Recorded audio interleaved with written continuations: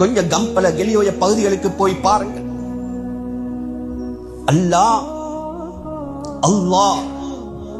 பாதிக்கப்பட்ட ஊர்களில் கூட எங்களை நிம்மதியா வச்சிருக்கிறார்.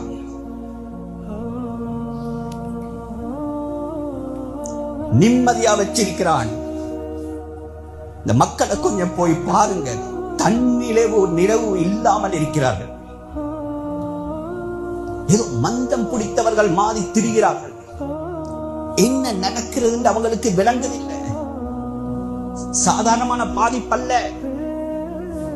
பயம் தாண்டவமானது. ஓரிரு நாளுக்கு பின்னால் ஒரு வதந்தியை பரப்பினார்கள் அல்லவா? டேம் உடைய போகிறது என்ற ஒரு பொய்யை பரப்பினார்கள் அல்லவா? சொல்கிறார்கள் மஹ்ஷர் மைதானம் தோத்து போய்விட்டதா? யாரு எவர் பியூட்டி அடிச்சு கொண்டு 3 பேர் வஃபாத், அதில் ஒரு பெண் மிதிபட்டு மௌத்தாகினார். ஒரு ஆலிமுடைய மனைவி 3 மாத கற்பம். அந்த திணறி அடித்துக் கொண்டு ஓடுகின்ற நேரத்தில் ஒரு வீலுக்கு பட்டு அப்படியே சுருண்டு விழுந்துட்டு வைத்தியசாலை. கண்ணியமானவர்களே, நன்றி செலுத்த கடமைப்பட்டிருக்கிறோம்.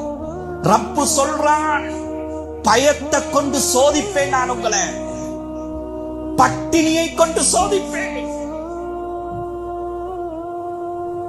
கொஞ்ச நேரத்தை ஒதுக்கி போங்க. ஒரு பார்சல் சாப்பாட்டுக்கு படுகின்ற பாட்டை பாருங்க.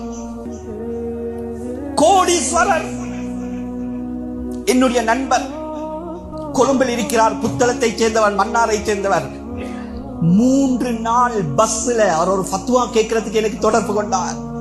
வெள்ளிக்கிழமை ஏறினது, திங்கட்கிழமை தான் ஊருக்கு போய் சேர்ந்தேன். ஹஸ்ரத், ஒரு சொட்டு மிடர் தண்ணீர் கிடையாது, ஒரு பிடி சாப்பாடு கிடையாது.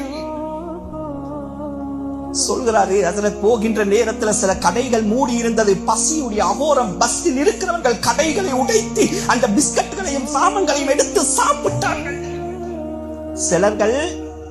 சிலர்கள் கொத்துமி அந்த நூடுல்ஸ் இருக்கிறது, அதை உடைத்து பச்சையாக சாப்பிட்டார்கள். பசி.